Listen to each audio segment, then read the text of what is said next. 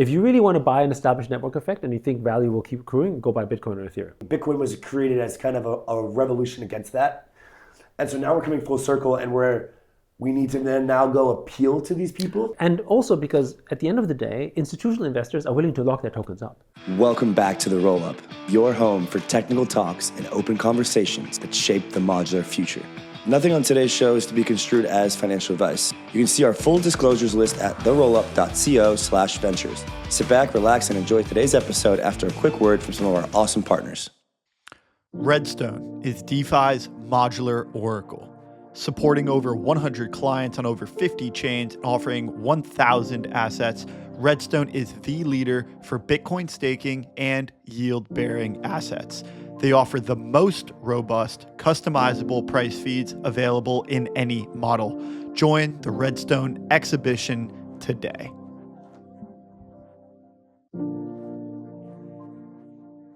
All right, we're in Hong Kong. I'm here with Yat Siu. Yat, welcome on. Welcome to The Roll-Up. How are you doing today? Great, and it's lovely to be here, especially in my hometown. I mean, this is where I live, and this is where Animoca Brands is based. It's like a home field advantage for you out here. Yeah, it's also kind of a bit of a proud moment for Hong Kong and Web3 because Consensus, which is of course a marquee event, is now in Hong Kong. And ever since we joined sort of the Web3 task force, which is kind of a government initiative to try to really promote Web3 in Hong Kong, back in 22 and then 23, and those were dark days in our industry. It's great to see sort of the culmination of various efforts, not just in regulation, but also in activity. Hong Kong has had many blockchain and crypto events, but having Consensus here, I think, is a really big win for the city, and it's great to see. Most definitely. And so what are some of your key takeaways from the conference so far? I know that you guys had a big announcement. Maybe you could tell us a bit about that. And yeah. Also, just for those who aren't here, like what's the alpha? What's the takeaways that you've had from your circles? Well, okay. So let's start first with Hong Kong. Consensus has been great. I think something like 5,000 people from overseas have come over or more. I don't know, but anyway, it's been great. The city's been buzzing, and the energy has been electric. So that's been really great to see. We had a big announcement on stablecoins. Us and Standard Chartered and Hong Kong Telecom have basically announced the Hong Kong dollar stablecoin in partnership in a JV that we set up. And for those of you who don't know, Standard Chartered is basically a note issuing bank in Hong Kong. So they're one of the sort of most prominent banks here. And we see this as a really good way of onboarding people who are just not sure, but then they can do it through a stablecoin, which really, you think about it, the kind of stuff that sort of Circle and Tether have done for the industry. We expect that to be replicated with something like this. But the difference is that this one is essentially sort of licensed under the HKMA, which is our central bank, which would make it quite possibly maybe the only, if not the first, stablecoin that's basically licensed as a stablecoin, as opposed to like a remittance or payments license. Right. And also one that is issued by a bank, which is also really interesting. So the whole combination of that, I think we're really excited about. But the other thing about Hong Kong is that, with what's happening in the US, that's now really pivoted sharply pro-crypto versus from what it was before. Hong Kong is now doing things to become more competitive as well. They basically license more exchanges. They have regular meetings with private enterprise to understand what they should do better. So I think Hong Kong is, really since 22 has tried to sort of, late 22 has tried to really become a leader in Web3. And I would say that, it's, Singapore, Hong Kong, Dubai, they're kind of all vying for that position. And now with the US entering the race, I think there's more competition, which is good, because that means that more competition means more choice, means better options for industry at large. In terms of Animoca Brands, I mean, we are based here, and one of the things that we love about Hong Kong is, Hong Kong, what the magic about Hong Kong is that it's always been a financial center. So it's really got a lot of financial talent, but then it also has tech talent, and it's a kind of place that is really friendly for people from overseas. I mean, people speak English here. Actually, everything is written in English because it was formerly a British colony. The rule of law, the legal system, these are all things that actually really work to Hong Kong's benefit and advantage as a platform. And of course, tax-friendly regime, flat tax, no capital gains, no dividend tax. All these things have always been an attraction point for other areas of business in Hong Kong. And I think for Web3 guys, it's going to be exactly the same. So when you came to this event, knowing that it's your home base, that you have a lot of friends, family, connections here. What from Animoca's perspective, what are you guys aiming to kind of either provide to the community here, or also what, outside of this deal, what is some of the goals for yourself and Sure. for Animoca here? So I mean, not just here, but globally, our mission statement is basically delivering digital property rights, right? The whole idea basically is to make the space, mass adoption around people moving into the space, because for the first time they can actually own digital property, right, on chain. Whether this is a token, whether this is an NFT, doesn't really matter. Right. The history of Animoca Brands was we actually started off as a gaming company. Yes. Right, and we were really early with NFTs, and we invested in OpenSea, Axie Infinity, or bought the Sandbox, all that kind of stuff, to really sort of kick off essentially that whole sort of NFT sort of gaming cycle. And it was because we really felt that gamers understood virtual ownership better than most. Even if they really didn't own it, they felt that they should, right? It was kind of natural. You talk to a gamer and you say, should you own that skin? They're more likely to say, yeah, it should be mine. I paid for it, or I earned it. That's at least the assumption. And virtual currency and tokens, while not exactly the same thing, have a lot more parallel similarities.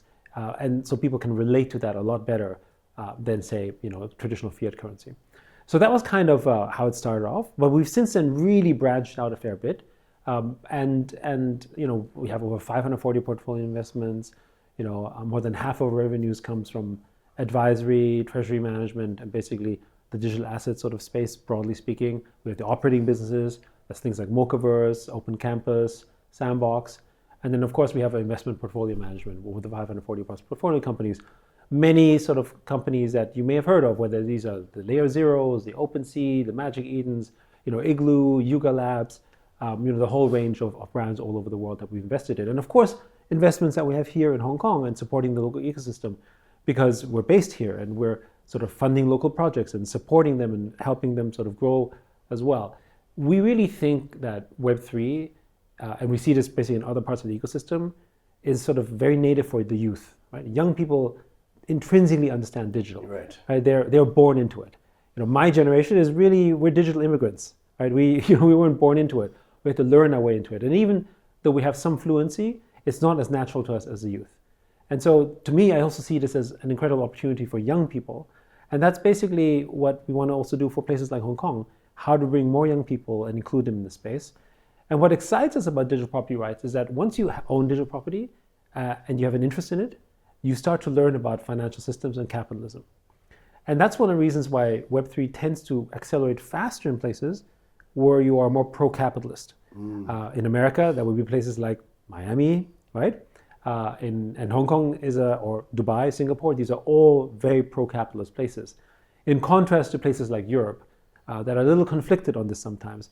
And that's also one of the reasons why I think crypto adoption isn't as quick, although it's still rising quickly, relative to markets like this, because people have an appreciation and understanding of the value and of the structure of money. Agreed. Yeah, I think New York City is actually becoming like Precisely. It's a renowned crypto hub now. Correct. It's kind of coming back. I'm actually going to go move there for 3 or 4 months this year. Makes sense. And just kind of buckle down after 2.5 years or so of just kind of traveling around outside the States. Yes. It feels right. It feels like the time is now. Absolutely. There's a lot of opportunity and there's just a lot of buzz and smart people, and that is something that I think that being around in an early stage of your career is important. So I'm gonna throw you a curveball here. I think your original thesis of Web3 kind of gaming, the original Animoca, it somewhat fell flat in its way, right? Like we've kind of seen this iteration of the last cycle, and then now like I don't know, gamers didn't really like crypto for some reason. Like there was like this hostility where like they were anti-crypto in some capacity. Yes. So like what's your take there? Like so let me give you a couple of stats first, because I understand the sentiment. And I think the reason why that comes in, because in specifically the crypto world, we're so narrative focused. Correct. On sort of that token project, that thing, does it go up 10x, all that kind of stuff. But when you zoom out, Web3 gaming is about $18 billion market caps across. We have 6.6 million daily active players playing Web3 games today. Okay. Now, how many did we have 5 years ago? Close to zero. Zero, correct. I think when we first invested in Axie, I think they had 1,000 users. Yeah. Maybe like 100 DAU. Like it was like nothing. Like people were simply not playing those type of games because they didn't understand it, all that kind of stuff, right? and is rising. And one of the reasons why it's rising so much quicker in the last year is because of Ton. Right? In fact, a lot of the Ton ecosystem really grew because of gaming, particularly Web3 gaming. Yes, click to earn, play to earn. These may appear to be very primitive, but these are the first set of generation of games like this. They're evolving and becoming much better. And you now have real active gamers basically participating in the space. So that's kind of the macro. Yes. Now, zooming into a little bit, Yes. what you're experiencing, and I presume that's because you live in the US, right? Or in the Western Hemisphere, Yeah. is that you're experiencing essentially the same type of culture war that we saw in America in crypto. Why? So America has been at war with itself on this idea of capitalism. Okay. Right? There's a capitalist, which are, let's call them, most of them in the Republican camp. Okay. And then you have the more socialist-minded people, sure. mostly in the Democratic camp, tending to be young as well, right? Correct. And I won't go into the details of whether it's woke or whatever. The point, though, is that they were generally anti-money. If you are rich, you're a bad guy, Yes. right? Why? Because you're, extracting, value extractive, all that type of stuff.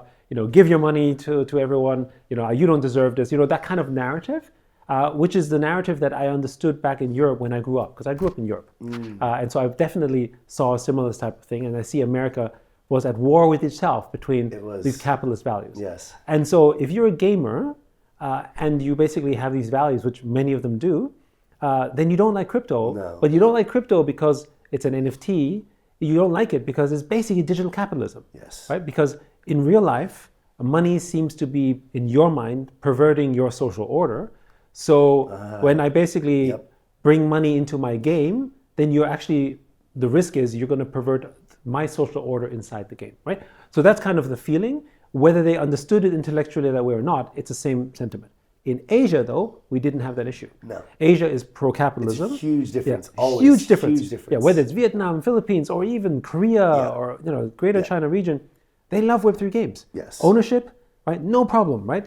Even paying money to have a better experience, I think no they problem. like gaming more. Like when I'm on a subway in New York or in Europe, it's New York City, it's finance apps, it's stocks, it's emails and texting. Europe is like a mix of that and some movie watching and some Netflix and some Instagram and some gaming. In Asia, in my time in Korea, Hong Kong, it's like almost everyone's gaming on the subway. Yeah, so It's a huge cultural difference. There's a cultural difference in gaming, but also remember, Asia has really only experienced the benefits of property rights, capitalism, and forms of that sort of democracy over the last 30, 40 years. Right. So South Korea had a GDP lower than North Korea 40 years ago. Imagine that. Wow. Okay. And you've been to Seoul, right? Yeah, it's beautiful. It's beautiful. It's bustling. It's bustling. Yeah. It's a democracy. It's capitalist. It's the 12th largest economy in the world. Yeah. Right? Yeah. Going from being poorer than North Korea. Yeah. While its northern neighbor never embraced capitalism, and guess where it is? Yeah. The poorest country, or one of the poorest countries in the world, right? Yeah. So in living memory, my parents' generation had nothing. They basically lived in a time where they owned no property, where the governments could take whatever they wanted. They experienced socialism, communism at its extreme, and so they appreciate it regardless. So that's why this is so important to you. That's right. Whereas in contrast to, and of course, when I grew up in Europe, I'm of an older generation. So I grew up when we still had the Eastern Bloc countries, right? And I grew up in Vienna, which was right in the middle, Right on the edge between there. East and West. Yep. My mom used to work at the Komische Oper in Berlin. So I would cross the border to visit her sometimes. Yep. And I would see what Eastern Germany looked like and basically experience, what communism looked like. So outside of that experience, the point being that Americans, for instance, today, especially young ones, have no idea what real communism is like. No. When they talking about sort of socialist values, there's an aspect of socialism that I am sympathetic to, but they have no idea really what they're talking to for the most part. They're just thinking from the lens of their perspective of equality and justice, because they haven't experienced this, and their parents' generation have really enjoyed the benefits of a very stable country with capitalism and democracy really working for the most part, right? But that's also part of the issue for our generation. Like, I'm 25. Without crypto and without like this entrepreneurship journey that I've been on, like I look at a lot of my peers and they have the hardest background or landscape, if you will, to thrive in. Correct. I think since, I don't even know if it was like the Great Depression or something, like 100 years or something. And I know it's very privileged and entitled to say that in such a world where there's so much opportunity online. There's always opportunity, but inflation, cost of everything. That's right. education costs, everything is just so expensive. And I think crypto is kind of solving that, but my generation is also in that camp where it's like we're kind of fighting against the machine, raging against the machine in that way. Yes, and I think that's exactly the struggle that you have in America, because for young people, they don't see another path. And then they view crypto as another form of capitalism, and they say, oh no, this is just basically, like, they don't actually appreciate that many of the people who actually made generational wealth in crypto are actually not people of that same wealth class. Right. Actually, yeah, they're just could be like your friend. Exactly. Crypto is Right. actually a brand new wealth class. It's not Correct. actually existing New York bankers that sort of decided to do this and make more money. Yeah. But that's the mental model they have. Whereas in Asia, it's appreciated.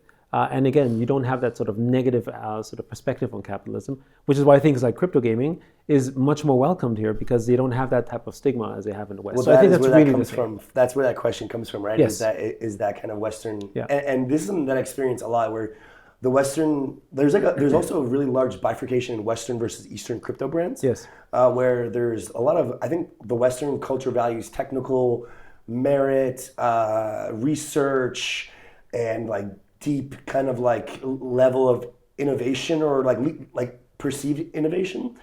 And not that the Eastern culture doesn't, but the Eastern culture responds much stronger to community and speculation and kind of this type of this new age of the excitement. the relationship with money is completely different. So for Correct. instance, in Hong Kong, we have the horse races, and it's actually a social thing, and it's Right. very normal to go and bet Right. on it as a family. Right. And it's not that people go and, I wouldn't want to sort of necessarily dare to say that it's the same as a meme coin. No. Right. But it's essentially a kind of culture that develops from, let's go as a family. Yes. Let's bet on the horses. It's fun to make some money. We don't have to. It's entertaining. It's fun. It's Yeah. just having some fun. But there's a relationship that begins with money. Yes. in that aspect. And then you just walk through the alleys in Hong Kong. There's this game that they play. It's like, basically, you think of it as like a Chinese poker, mahjong, right? And you see it everywhere, and you hear the clashing of essentially those marble pieces. And again, it's that culture, and that's a culture that when I went to, for instance, Taiwan, my mom's family was there, and you would hear those noises all the time, and it was so normal for them to just have fun and play cards essentially, and with a little bit of money, and of course with that comes an appreciation of money, and there's game theory and so on. Whereas as I grew up in Europe, money is a dirty thing. You can't even talk about it, right? And I think when we went from a labor economy and switched into a capital economy, which is really what happened over the last 30, 40 years in full force. The ones who understood money really had an advantage, and their wealth sort of became outsized in growth. Whereas the ones who didn't understand money were still stuck in the sort of the classic labor idea that I do good labor, good things will come. But actually, if you look at the labor economy, it's been mostly flat, whereas the capital economy is going up like this. Like asset valuations and things. Right? And that's actually why we're so fascinated about Web3, because we think to solve this kind of inequity we have in the world, we need everyone to become a capital owner. But you can't be a capital owner in the traditional sense of owning stocks and shares or owning real estate, because that's not possible. But through tokens, you can do that, because you can now be a member of that network. The mental model to me is, imagine what Uber would have been like if every Uber driver actually had some shares in Uber for driving for Uber. Like they some kind of public stock option scheme, if that was possible. Of course, they never did that. Well, then when Uber starts replacing the drivers with AI, the drivers wouldn't have an issue with that, because they're actually part of the incentive alignment is it's better for the business and it's better for my equity. I did my part in terms of helping grow the value of the network. Correct. And then over time, the network rewards me for having done so. That's possible in token economies. That's why we're so interested in tokenomics and in sort of incentive and value alignment in this new kind of capitalist framework, which we typically describe as stakeholder capitalism, as opposed to the more sort of current form of shareholder capitalism, where value is really concentrated. So I think like the problem or the situation that we're oscillating around here is crypto's got a brand perception dilemma happening right now, right? I think that the latest Libra meme coin stuff is the latest example. I think Trump's meme coin is an example of this. I think there's just a lot of that kind of behavior, and I think a lot of those who don't understand the core ethos of decentralization, immutability, censorship, resistance, like the core principles of the philosophy of blockchain, all they see is the negative. So when you're approaching portfolio companies, when you're approaching high net worth individuals in Asia, in Europe, in the States, investors, family offices. Like, what is the conversation tone like now? What is the perception like, and like how are you shaping the conversation to improve crypto's perception? Much improved in comparison to anything that we had before. I remember when I gave a TED talk in 23 on main stage around Web3 in the metaverse. Most people didn't understand that the metaverse wasn't meta, right? That was the first point. And the second thing is that they had no idea what was happening basically in the world of blockchain and crypto. And back then, for instance, DAOs, I had like about 3 million people governing it and about $12 billion in value. And today you have about $20 to $30 billion of value, depending on which day you look at. But 11 million people governing it. Yeah. So you could say, yes, it's capitalism, but it's community capitalism. It's a way where everyone can actually sort of partake and have a role in it and have governance over the value or the equity or the capital that's at stake here. So it's actually just a better form of capitalism as we see it. And this sort of explanation really appeals to people with wealth because they have an interest in making things better. I mean, there's some people who don't, but most people, when they reach a certain type of wealth, they're like, how can I do better things? But they also don't like to just give away for charity because even though they do that and they appreciate it, you become a capitalist because you want to think in terms of productive assets, right? You want to create reward and yield that you can then productively sort of use and spend in a certain manner. And actually, again, blockchain and crypto actually provides a real good platform for that. The thing that we need to often do is explain how it works, and the fact that crypto and blockchain and tokens in particular really mostly represent a new kind of asset. And we call them essentially network assets. So you don't buy Ethereum or Solana because it gives you great yield, right? I mean, frankly, T-bills give you better yield, right? What they actually do is they give you membership in the network that, of course, you make some money on it, but actually it's a participation of what everyone else is building, for instance, in Ethereum. And you're buying the token because you basically believe that the network effects of Ethereum will grow. Why will it grow? More developers, maybe more L2s, more value generated, more TVL, whatever the factors are. The network grows, the network effects grow, and therefore the value grows as well, right? And I think and one thing we try to explain to people is a lot of people conflate viral effects with network effects. Okay. So, and that has to do with the incentive mechanism. For instance, if you want to get listed on an exchange to get liquidity, which is a form of a network effect, you want to show that there's sort of a good sort of signal of volume of users. So they would engage in viral tactics to grow the users. Correct. But it doesn't matter if the users all leave afterwards, which we see happening. Which right? happens a lot. So people come in, they farm some tokens, and then they leave. And there's almost nobody there. Because the application that is using blockchain technology actually only used an incentive to create a viral effect, but not actually create a network effect. So a network effect is many-sided, right? You have 15, 16, 17, 18 different types of network effects. When you think about the first network effect of Bitcoin, it was basically a belief system, right? It's like, I believe this is better. You follow that, right? Yep. Meme coins are actually very much belief and tribal first. The utility is zero. But eventually what happens, those that actually last, they start to want to deepen their network effects. And they deepen the network effects by creating applications or having developers. That's one of the reasons why L1, L2s, and all of these blockchain layers are actually so popular, because they're the easiest way in which you can imagine building network effects on. If I basically build an L2 with my community, which is what I set up initially, then with that community, I can have them, basically make a game or an application that then brings the community closer to each other, so to speak, which tightens the network effect. And of course, liquidity is another kind of network effect, right? The more liquidity you have, the more capital and people you attract, the more users you have, right? So it's something that most people who are not in Web3 don't really understand. And even people in Web3, maybe they intrinsically and intuitively feel it, but have a difficulty time articulating it. So we typically translate, outside of RWAs, essentially tokens as stores of network effects. Okay, and people understand that. They do. And they resonate with it. It resonates with it also because it's a new type of asset that you couldn't value before. Correct. Because everyone was trying to, and there was a time where people were trying to sort of conflate tokens with equity. Completely two different structures. Right. Have nothing to do with each other, for the most part. But people were just trying, it's like selling shares, but non-dilutive. How does that work, it doesn't right? make sense. Whereas if you are giving away tokens in your network, you are diluting your network, but you're expanding the network effect by giving it, right? Which is why, you don't want to give away tokens to a bunch of bots who don't use it. No. Right? You want to give it to real people, real humans that actually create something and build network effects, as opposed to those that basically are just here to extract. Innovating finance, global, institutional, and on-chain. Deep liquidity to drive capital efficiency. Now maximize yields on institutional-grade liquid staking with METH. Unlock $1 trillion of capital via Bitcoin. All of this secured by Mantle's treasury of billions in stables and ETH capital pools. This entire ecosystem is coordinated by a vast network of seasoned VCs that are aiming to create the next generation of banking and financial technology. This is Mantle.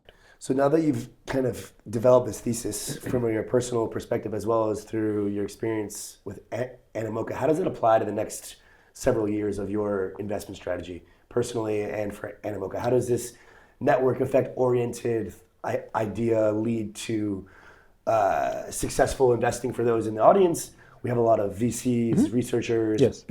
founders, builders. How do they build network effects, and how do you find and identify successful projects that will have that? You can think of it a little bit like what stage you're investing in. Okay. Right? So early stage, network effect is zero, concept is there. Right? Yes. It doesn't matter whether it's revenue or whether it's a building of a network. Yeah, right? it's typically founder driven at that point. Versus if you really want to buy an established network effect and you think value will keep accruing, go buy Bitcoin or Ethereum, right? It's very simple because the network effects are measurable, they're clear, they're there. When a new L1, L2 launches, you're taking a chance. You don't know whether they can really build a network effect. Maybe they can, maybe they can't. And then what are the elements that help construct them? Do they have a special IP? Is someone building on top of it? Is it a great game? Like, how is the potential there? But the more earlier it is, frankly, the more speculative it becomes, right? That's just the way it is, right? But often, if you're really good at community building, which is the first kind of network often that happens in Web3, then from that basis, you have an audience. So if, for instance, we expect that a lot of games are going to start launching that will support meme coins, or meme coins themselves are going to launch games of their own. Why? To deepen those network effects, right? And other type of applications. I expect certain kind of meme communities to become L2s or L3s, right? Just as a way to sort of build something on top, right? We're going to absolutely see this for the ones that are more persistent communities that are out there. So that's kind of sort of maybe the framework to think of it, right? So the other thing, of course, is, and I think this is really, really important, especially in light of what happened, in the last 30 days in our industry, with really, I think of Trump token as a vampire attack on meme coins, followed by Melania, and now with Libra, I think we're starting to hit a certain kind of peak in the cycle because of this mass extraction. It's also important to note, though, that most of the people who got hurt by this are actually people from the crypto world. Correct. Right? Yeah. Which is both fascinating, upsetting a little bit, but also interesting, because unlike Terra Luna, FTX, or even ICOs, where a lot of regular people were hurt, actually here it was mostly the people within our sort of world that were hurt. So it's a bit different that way, which is actually in some ways good, because that means they've been isolated. It's like an interesting headline, but they're like, well, whatever. It didn't affect me, right? No. So that's kind of one part, but it also means that institutional crypto, as I call it, is going to be much more important. So what I mean by that, last year I wrote an article where I said the institutional era of crypto is coming. Yep. It really was because of Bitcoin ETFs, signaling that BlackRock, Fidelity, all those guys are coming in, right? Think about what happened in the last 30 days, including the tariffs. Close to $10 billion of liquidations. Yep. That's Terra Luna FTX level of liquidations. Bitcoin's still 100K. I know, it's right? nuts. Yeah. Why is that? Institutions, right? And Ethereum, frankly speaking, people complaining, but still holding up pretty well in comparison to where it was when FTX and Luna happened, right? Yeah. Again, it held up really well because it has institutional backing and support, because people understand it. Yep. Which means that if you're a founder of a business, and with the companies we want to back, are you able to appeal to an institution? We're not going to see less tokens coming out. No. We're going to see more tokens coming Yeah. out. Right? But that's the new era. Yes. It's building for compliance. It's building for a different audience now. And it's building the different audiences also to say who has holding power and who can speak to an institution. Is this team doxed so that they can talk to an investor, or is it run by someone who's a cool dude but actually never wants to talk to an investor, or never wants to be accountable for something. I mean, I'm drawing extremes. But that's a priority for you from a thesis perspective now. Well, it's like, is this still about founder building or project applicable to institutions? Exactly, and also because at the end of the day, institutional investors are willing to lock their tokens up. Their time frames are much longer. Yeah, and they're willing to invest VCs. longer, Yes, and they also buy liquid, right? Yes. Whereas meme coins, essentially, it's a casino. Right. And now that we know, I mean, some of us may have known earlier, but some of us now definitively know that fair launch was never fair, right? It was always an illusion. And I think that's the issue, where the rules of the game weren't clear, right? And the power of blockchain and the power of, frankly, any economic is transparency. Is transparency and the trust that the rules of the game are the same for everyone, right? Whereas in meme coins, that didn't happen. It was creating that illusion. Again, institutional, if you've got your token unlock, vesting schedule, who's invested, the structure around it, the teams, that's not to say that these projects will all succeed, clearly not. But these are elements you need because, an institution is not going to buy Libra. Yeah. Okay. But yeah, I've got kind of an existential point then. Like the entire point of the space, at least when I joined in early 2017, and even before that, even more so, it was all about putting the middle finger up to institutions, to governments, to central banks, to the entire idea of the money printer, to the people that are closest to the government and big corporations getting everything. Bitcoin was created as kind of a revolution against that. And so now we're coming full circle, and we need to then now go appeal to these people? No, I think there's a difference. There's a difference here that I think I know what you're saying. Have clarity on. I know what you're saying, but this isn't about the institution co-opting blockchain. It's about bringing the institution into the space so that they follow the same ethos. At the end of the day, if an institution buys Bitcoin, they don't change Bitcoin. No. Right? No, they can't. They can't, right? At the end of the day, unless BlackRock starts buying mining pools and suddenly wants to sort of control the hash rate, right? Good luck, exactly, right? My point is that them buying the asset, to me, is blockchain co-opting them, right? Because they were essentially entering a world where we are already in, that already has a much more democratic access than any other form of investment. Yes. Right, so when a token launches in the beginning, remember, the institution isn't going to buy a token on day one. No. Right? He's going to want to see what happens. They're going to want to understand, is it a good project or not? That's the opportunity that was never afforded to the common person before. Right? And this is still true. It was true then, it's still true today. So it's not about appealing or kind of, sucking up or some way to institutions. It's about building a long-lasting company that is appealing to institutions from the perspective of investability. Correct, and because an investor can take a long-term view. Correct. And also it becomes a signal for someone to say, oh, well, if this company likes it, well, then maybe I can feel some safety. More importantly, it gives a level of accountability to the founder. Because the thing is, the founder is accountable to who? If he's accountable to only a community raise, and he's anonymous, he's not accountable at all. He can just go wherever he wants, right? And he or she, whatever it is. However, if you've got a set of investors in the beginning, and then thereafter, you're accountable to the investors, there is a certain level of sort of, truth and trust that needs to come from that, right? And again, there's always risks. There's no such thing as no risk, but you mitigate that, and you want to be able to be in projects that are serious. And so to me, this institutional appeal means that you stand out from the crop. I'm not saying that there won't be tokens out there that could be worth millions, maybe even billions, right? But if you're really looking for the project that will stand out, that really sort of continues to have consistent growth even during difficult times, then it's going to be the ones that have institutional appeal. And then the signal will be, is the institution buying? What are they saying? What do they think? Because more and more research now, we started as Animoca putting out research, again for the same reason, to say we back this, and existing research houses as well as new research houses are going to come up and start talking about why this is good or why we don't like this. And then, there's more information and more knowledge in the space overall.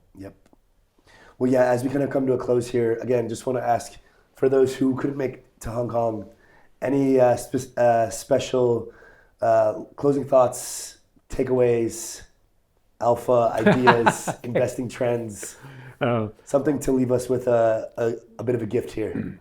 Well, maybe a shout out to a couple of projects that we really like, right? Obviously, we like Humanity Protocol, right? Okay, great. But partially also because it's become really important to, as I said earlier, to be able to identify, what is, a sort of proof of human, and to know that you're actually really building a network, right? Again, it's all about how do you build powerful network, especially in the age of AI. Especially in the age of AI. Having said that, we're also basically very focused on digital reputation, because in our view, digital reputation, in the case what we do with Mochaverse, with Mocha ID, can also be an AI agent.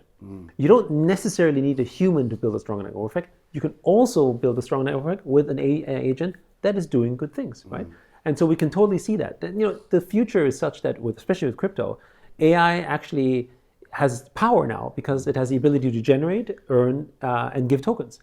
Which is no different than a protocol giving an airdrop, which basically means that we'll be working for AI for those purposes, right? That's kind of the way that we're going. So we're very bullish about Mochaverse because of this digital reputation layer. And again, why is it important? I go back to the whole network effect sort of thesis. If I can build with people that have a good reputation, because we're giving a reputation score based on what you do. Do you dump your token? Don't you do it? Are you building on it? What are you doing in the network? And as you improve your reputation score, you can maybe earn more, but that also means you're more likely to do business with someone, right? It's like in real life. If I trust you, I'll do more business with you. If there's no trust, there is no economy, and I can't trust anything. And I think in Web3, we have this problem where everything is over-collateralized for a reason, because outside of the capital, I can't trust you because you're a new wallet, you're anonymous, I don't know what you are, which again, I think Mocha ID will solve. Two other things we're excited about. One's a little more long-term, with education, open campus, very excited about that because they're trying to solve student loans with DeFi. And that's actually really fascinating because, again, mass adoption, right? In America alone, student loans is a $2.2 trillion space. Everyone has student debt. It's really, really difficult. But with DeFi, you can create better yields and actually reduce the interest from students. When a student receives essentially crypto as a loan that he pays off the loan, and then he has to pay back the loan through crypto, this person is onboarded for life, right? And many other aspects around it. So those are the things that we really like. Finally, we're really bullish on gaming this year. Okay. Now, this may seem like, oh, really, right? Here we go in comparison, here we go again. So our space is very narrative driven. Yes. And the economies of what happens in the outside Web3 world really affect the Web3 world. Like, I think of tokens very much as sort of indicators of attention, right? In some ways, that's a form of a network effect. So I think even of meme coins, pre all this sort of insider crap that we're hearing about, as essentially like an open poly market. So I often share the story where I ended up becoming somewhat cool with my kids because I knew who Chill Guy was. Right? I'm not on TikTok. I can't see it. I don't really look at it. Why?